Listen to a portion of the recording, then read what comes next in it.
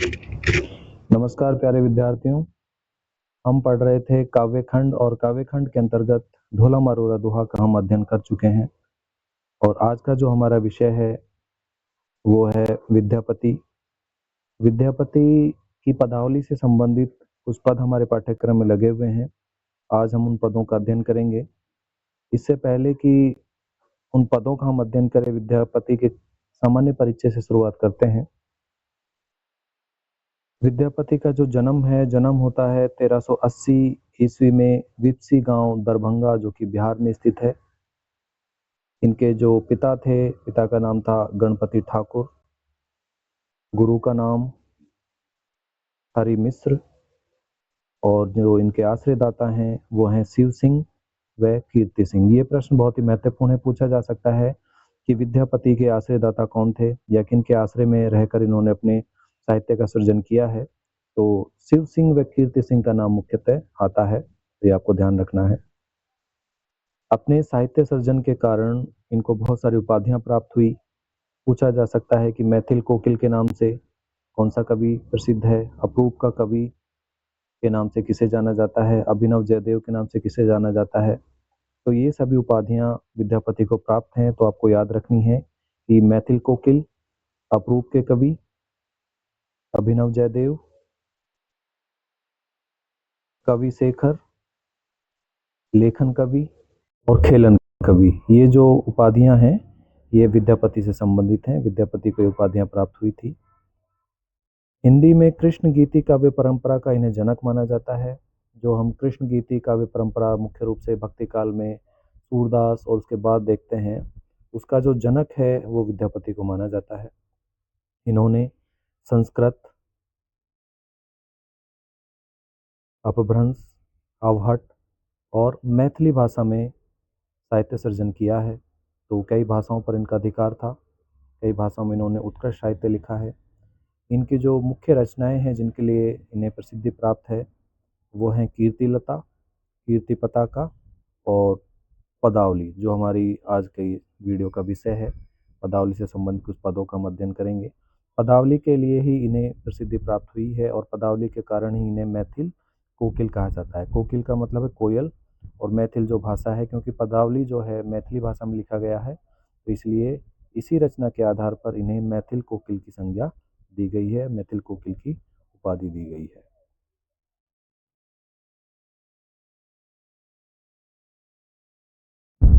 चलो, पहला पद जो पद संख्या 8 है हमारे पाठ्यक्रम में लगा हुआ है।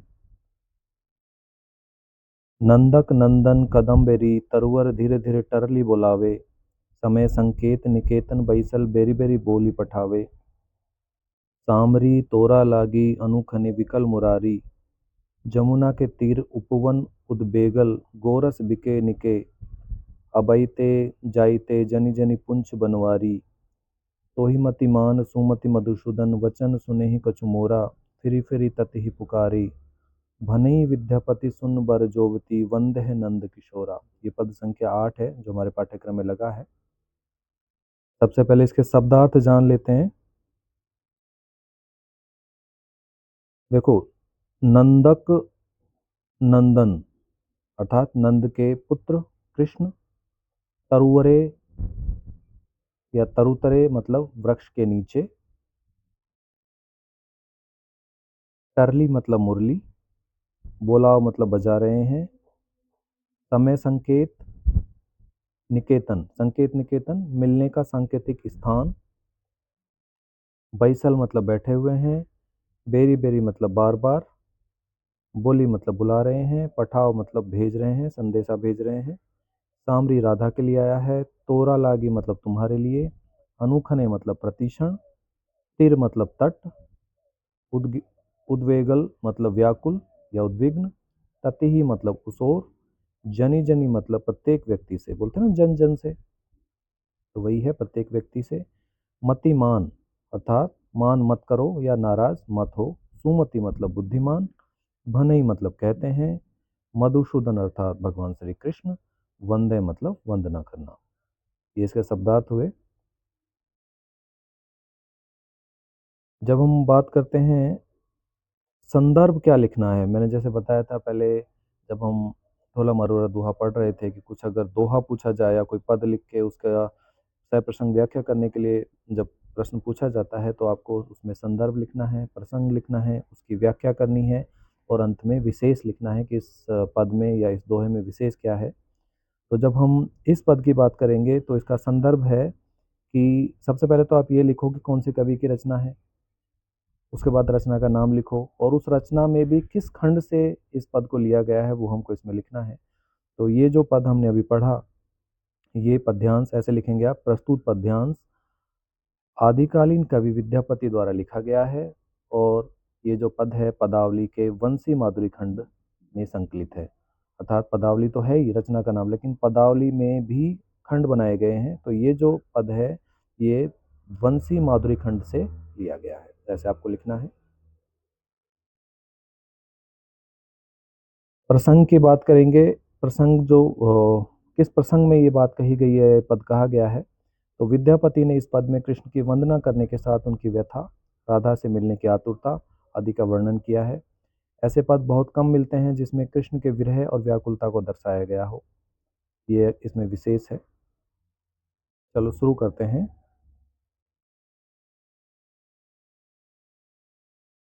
नंदक नंदन कदम्बरी तरुवर धीरे धीरे टरली बुलावे। नंदक नंदन अर्थात नंद के नंद, नंद के पुत्र कृष्ण, कदम्बरी कदम्ब पेड़, तरुवर पेड़, धीरे धीरे मतलब धीरे धीरे, टरली मतलब बांसुरी, बुलाव मतलब बजा रहे हैं।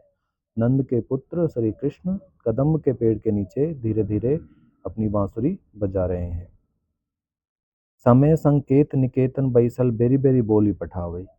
वे नियत समय पर, जहाँ पर सामान्यतः वे राधा से मिलते थे, जिस समय पर मिलते थे उसी समय पर उसी निश्चित स्थान पर वो आ गए हैं और वहीं पर आकर जहाँ पर वो हमेशा राधा से मिलते हैं वहाँ पर बैठ गए हैं और अपनी बांसुरी को बार बार बजाकर राधा को इशारा कर रहे हैं, राधा के पास संदेश भेज रहे हैं कि आ जाओ मिलने के लिए। तो इस पद में, इस पंक्ति में ये स्पष्ट अर्थ निकल के आ रहा है। सामरी तोरा लागी अनुखने विकल मुरारी। हे सुंदरी, हे सामरी, तोरा लागी मतलब तुम्हारे लिए, तुम्हारी याद में, मुरारी अर्थात श्री कृष्ण प्रतिक्षण व्याकुल हुए जा रहे हैं। ये एक सखी राधा से कहती है।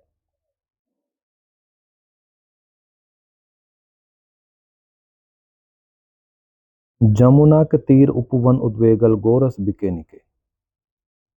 जमुना के तीर मतलब किनारे, जमुना के या जमुना नदी के किनारे जो बगीचा है, जो उपवन है, उसमें वो व्याकुल बैठे हुए हैं और दूध और दही बेचने वाले, आगे का जो है संदर्भ वो अगली पंक्ति में जुड़ेगा।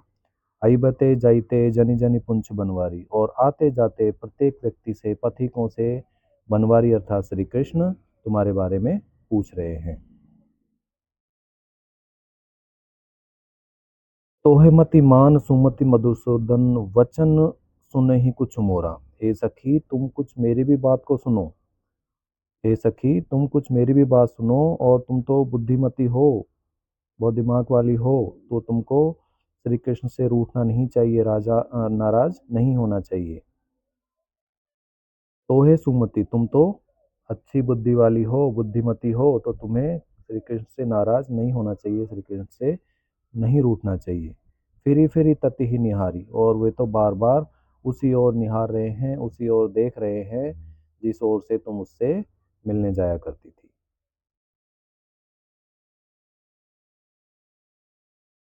भनई विद्यापति सुन बर जोवती वंदे है नंद किशोरा। कवि विद्यापति कहते हैं कि हे राधा, तुम्हारी बाट देखते देखते, तुम्हारी राह देखते देखते नंद किशोर कृष्ण तुम्हारी वंदना कर रहे हैं। ये अपना पहला पद समाप्त होता है। इसको हम समग्र रूप से देख लेते हैं।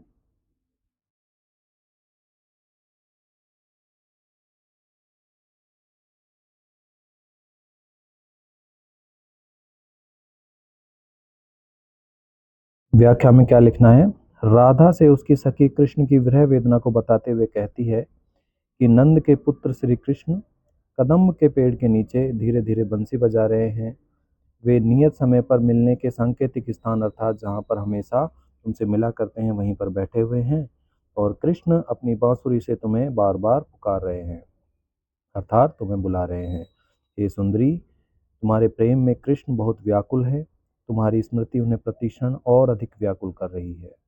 यमुना नदी के किनारे उपवन में व्याकुल कृष्ण बार बार तुम्हारे आने वाले मार्ग की तरफ ही देख रहे हैं। यही नहीं, आसपास से गुजरने वाले सभी पथिकों, सभी दूध दही बेचने वाले प्रत्येक व्यक्ति से तुम्हारे बारे में पूछ रहे हैं और बार बार उसी ओर देख रहे हैं। हे सखी, तुम मेरी बात को मानो, तुम तो बुद्धिमती हो, तुम्हें कृष्ण से नाराज नहीं होना चाहिए, कृष्ण से नहीं रूठना चाहिए। कवि विद्यापति कहते हैं कि हे राधा, तुम्हारी बाट देखते देखते, तुम्हारी राह देखते देखते नंद किशोर कृष्ण जो हैं तुम्हारी वंदना कर रहे हैं। तो इस तरह से आपको लिखना होगा। इस पद में विशेष क्या है? तो देखो, पदावली का मंगलाचरण का दोहा है, इसमें राधा की स्तुति की गई है। इसकी जो भाषा है पद की, वो भाषा मैथिली है, पदावली की भाषा मैथिली रहेगी। जब आप ये समझ जाते हैं कि ये जो पद है ये पदावली से संबंधित है, तो आप विशेष में ये तो लिख ही देना कि ये जो पद है इसकी भाषा मैथिली है। धीरे धीरे बांसुरी बजाने में कृष्ण की राधा से मिलने की आतुरता और लोक लाज का भय मुखरित होता है। नंदक नंदन में यमक, देखो नय और नय की आवर्ती है, नंदक नंदन में यमक, और धीरे धीरे बेरी बेरी फिरी फिरी जनी जनी में पुनरुक्ति प्रकाश अलंकार है। जहाँ पे एक जैसा शब्द बार बार इसकी पुनरुक्ति होती है तो वहाँ पे पुनरुक्ति प्रकाश अलंकार होता है। तो ये इसमें विशेष हो जाएगा। इस तरह से आपको विशेष लिखना है। चलो अगला पद ले लेते हैं। सुन रसिया अब न बजाऊं विपिन बसिया, बार बार चरनाबिद गही, सदा रही बन दसिया, की छलवी की होई बे जाने, व्रथा होइत कुल हसिया। अनुभव ऐसन मदन भुजंगम, हृदय मोर गैल डसिया, नंद नंदन तव शरण न त्यागब, वरु जग होए दुर्जसिया। विद्यापति कहु सुन बनीता मनी, तोर मुख जीतल ससिया, धन्य धन्य तोर भाग गौरिन, हरि भुज हृदय हुलसिया। शब्दार्थ देख लेते हैं इसके।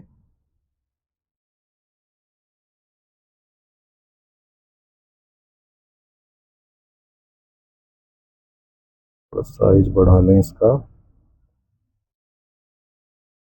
ठीक है। देखो, रसिया यहाँ पे कृष्ण को संबोधित है।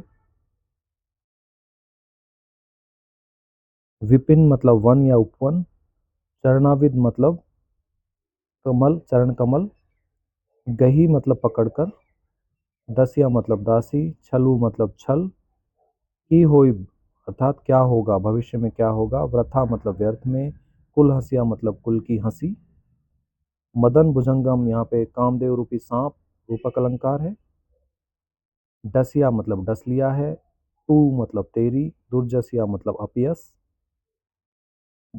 वनिता मणि मतलब नारियों में श्रेष्ठ, जीतल सस्या मतलब चंद्रमा के समान शीतल, ग्वारिन मतलब ग्वालिन जो कि राधा को संदर्भित यहाँ पे किया गया है, हरिभजु अर्थात कृष्ण की भक्ति, हृदय हुलसिया मतलब उल्लासित हृदय से या तन्मयता के साथ में।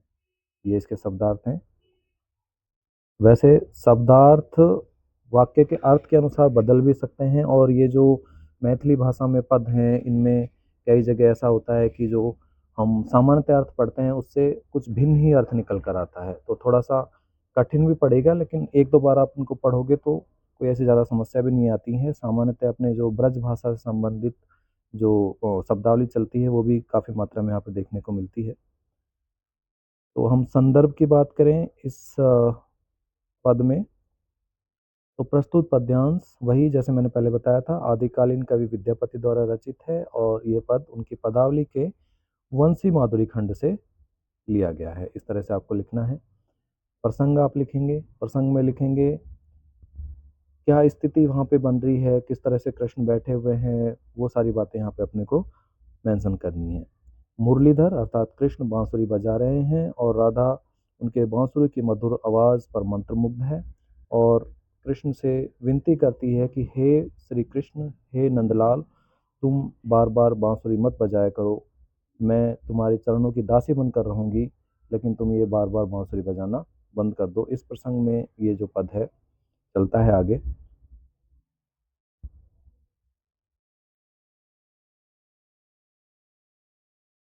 देखो किस तरह से है। सुन रसिया अब न बजाऊं बजाऊं विपिन बसिया। रसिया मतलब एक तरह से नटखट कृष्ण की तरफ संकेत है कि हे नटखट कृष्ण मेरी बात सुनो। सुन रसिया, हे नटखट कृष्ण मेरी बात सुनो, अब ना बजाओ विपिन बसिया। विपिन का मतलब होता है वन या उपवन, कि अब तुम इस वन में या इस उपवन में बांसुरी मत बजाया करो। बार बार चरणाबिंद गही सदा रही रहिब वन वन दसिया। मैं बार बार तुम्हारे चरण कमलों को पकड़कर विनती करती हूँ कि मैं सदा के लिए तुम्हारी दासी बनकर रहूंगी, पर तुम बार बार ये बांसुरी मत बजाया करो। की छल हु की होई बे के जाने वृथा होई कुल हंसिया। छल क्या है, कि होइब के जाने, और भविष्य में क्या होगा क्या पता, लेकिन इतना जरूर पता है कि मेरे कुल की बदनामी या मेरे कुल की हंसी जरूर होगी, अवश्य होगी। तो तुम बार बार ये जो बांसुरी बजाते हो इसको मत बजाया करो, इससे मेरे कुल की बदनामी होती है। अनुभव ऐसन मदम मदन भुजंगम हृदय मोर गैल डसिया। मुझे कुछ ऐसा अनुभव हो रहा है, अनुभव ऐसन, मुझे कुछ ऐसा अनुभव हो रहा है मानो कामदेव रूपी सर्प ने मेरे हृदय को डस लिया हो। मदन भुजंगम जो है यहाँ पे रूपक अलंकार है, ये आपको ध्यान रखना है। जब आप विशेष लिखेंगे तो उसमें भी आप इसको लिखेंगे।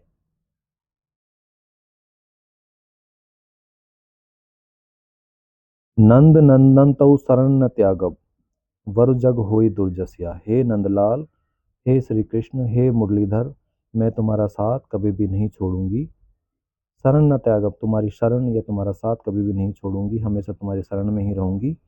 चाहे संसार में मेरा कितना ही अपयश हो जाए, कितनी ही मेरी बुराई फैल जाए, लेकिन मैं तुम्हारा साथ कभी नहीं छोड़ूंगी। लेकिन तुम ये बार बार बांसुरी बजाना बंद कर दो।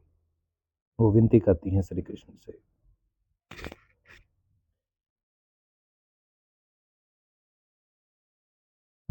विद्यापति विद्यापति कह सुन बनीता मणि तोर मुख शीतल जीतल ससिया।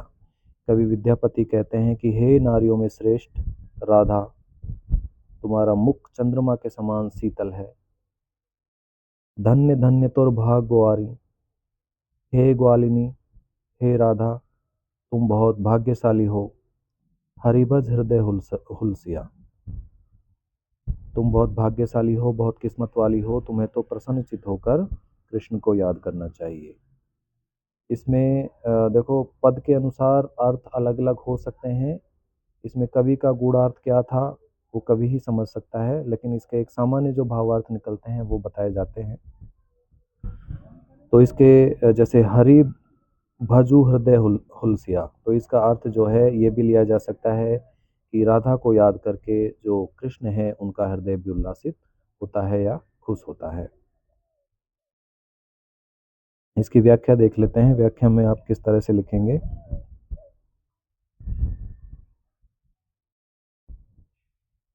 हे नटखट कान्हा मेरी बात सुनो।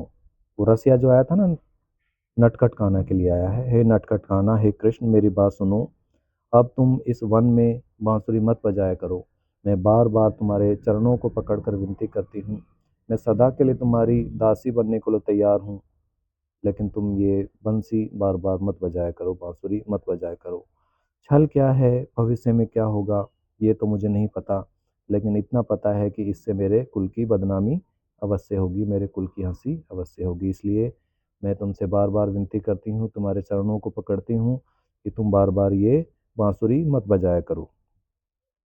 मुझे ऐसा अनुभव होता है मानो कामदेव रूपी सर्प ने मेरे हृदय को डस लिया हो।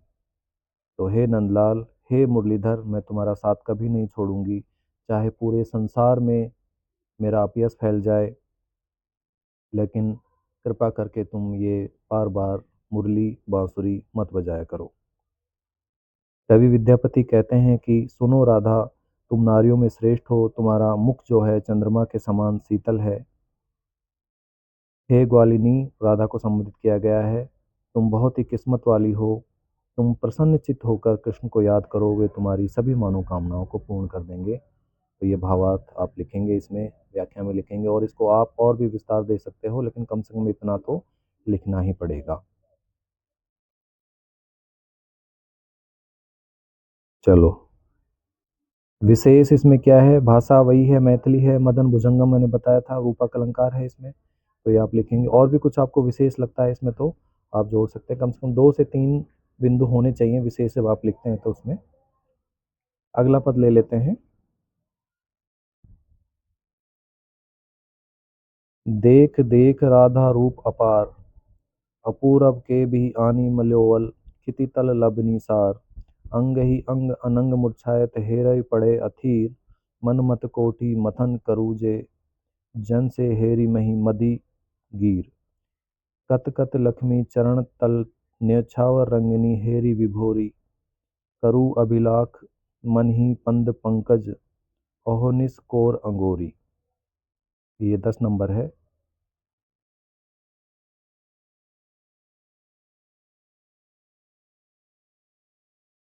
शब्दार्थ देख लेते हैं। अपूर्व मतलब अपूर्व रूप या सुंदर, अति सुंदर। विहि मतलब विधाता अर्थात ब्रह्मा के लिए आया है। आनी मिलाओल आकर मिला दिया। क्षिति तल, क्षिति मतलब क्षितिज, और तल मतलब पृथ्वी। लावानी सार मतलब लावण्य का सार। अनंग कामदेव का पर्यायवाची है। हेरे मतलब देखकर। अधीर जो है अधीर के लिए आया है, जिसको हम अस्थिर या चंचल भी कह सकते हैं। मनमत मतलब कामदेव का पर्यायवाची पुण्य है। मधि मतलब मध्य। लक्ष्मी अर्थात लक्ष्मी। न्योछाय मतलब न्योछावर होना। रंगिनी मतलब सुंदरी। विभोर मतलब मुग्ध। अहोर्निस ये अहिर्निस के लिए आया है, जिसका अर्थ होता है रात दिन। कोर मतलब गोद। अंगोरी मतलब अंगोरते हुए, रखवाली करते हुए, पहरा देते हुए, ध्यान रखते हुए, ख्याल रखते हुए। ये इसके शब्दार्थ हुए।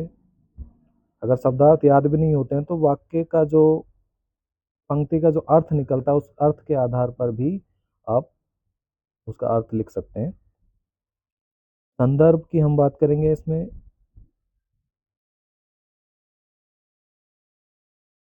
एक मिनट।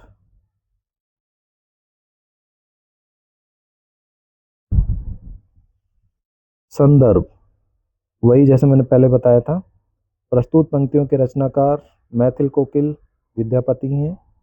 ये देखो मैंने पहले उपाधियां बताई थी, उस उपाधियों से संबंधित ही इसमें जोड़ के लिख दिया है, बाकी विशेष कुछ नहीं है। बात वही है कि प्रस्तुत पंक्तियां आदिकालीन कवि विद्यापति के पदावली खंड से ली गई हैं, है ना। उसी तरह से इसमें भी लिखना है। ये भी वही रूप वर्णन खंड से है। इसमें जो प्रसंग है, विद्यापति ने इस पद में राधा के रूप रंग का सुंदर वर्णन किया है।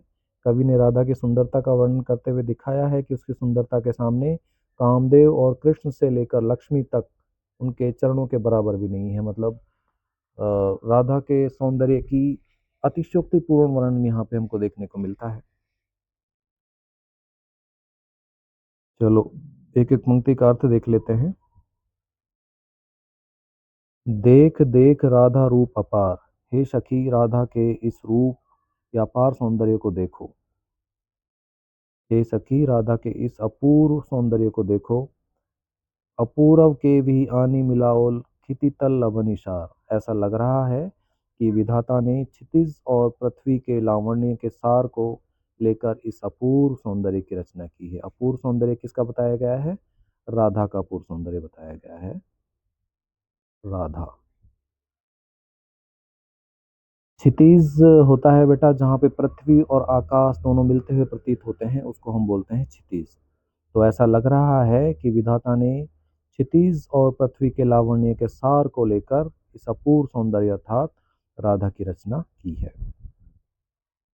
अंग ही अंग अनंग मुरछायत, हेरई पड़े अथीर।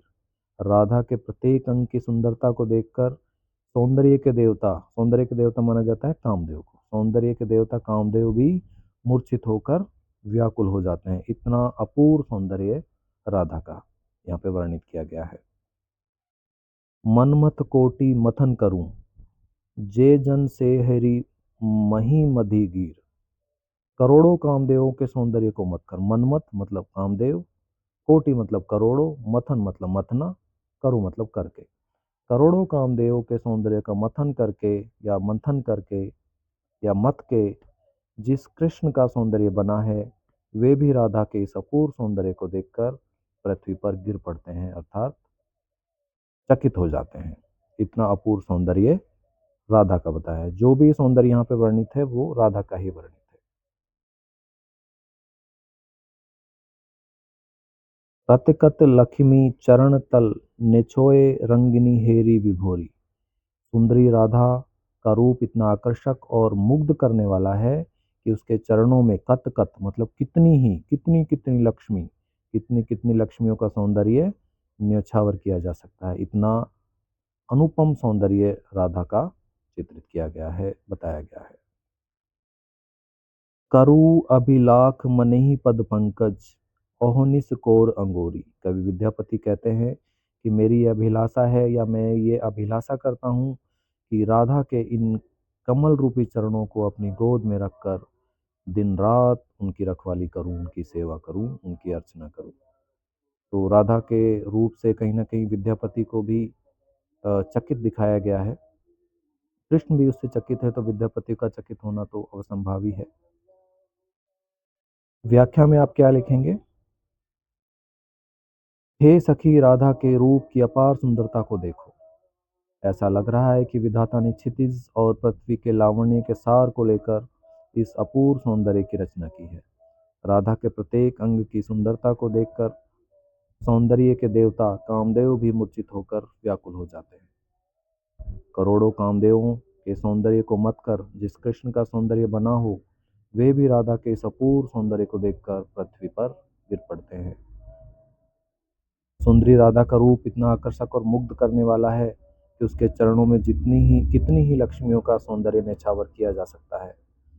कवि विद्यापति अंत में कहते हैं कि मेरे मन में यह अभिलाषा उत्पन्न होती है कि मैं इन कमल रूपी चरणों को अपनी गोद में रखकर दिन रात इनकी सेवा करूं। दिन रात मैंने बताया था, अहिर्निश जो है उसका अर्थ है दिन रात। इस पद में विशेष क्या है? राधा के सौंदर्य का अतिशयोक्तिपूर्ण वर्णन यहाँ पर किया गया है। मैथिली भाषा का प्रयोग है, जो मैं बार बार बता रहा हूँ कि हर पद में आप ये बात लिख सकते हैं कि मैथिली भाषा का प्रयोग है। अंग ही अंग अनंग में अनुप्रास अलंकार है। ए देखो ए की पुनरावृत्ति है यहाँ पे, तो यहाँ पे एक ही वर्ण की पुनरावृत्ति होती है, वहाँ पे अनुप्रास अलंकार होता है। तो आज के वीडियो में इतना ही हम पढ़ेंगे, बाकी के जो पद हैं अगले वीडियो में पढ़ेंगे। तब तक के लिए एक बार इनका फिर से एक बार रिवीजन कर लेना, क्योंकि थोड़े से क्लिष्ट पढ़ेंगे, कुछ शब्दार्थ कठिन है, कुछ भावार्थ निकलना कठिन है। एक बार फिर से इसका आप दोहरान कर लेना। कहीं पे आपको कुछ समस्या आती है तो आप मुझसे पूछ सकते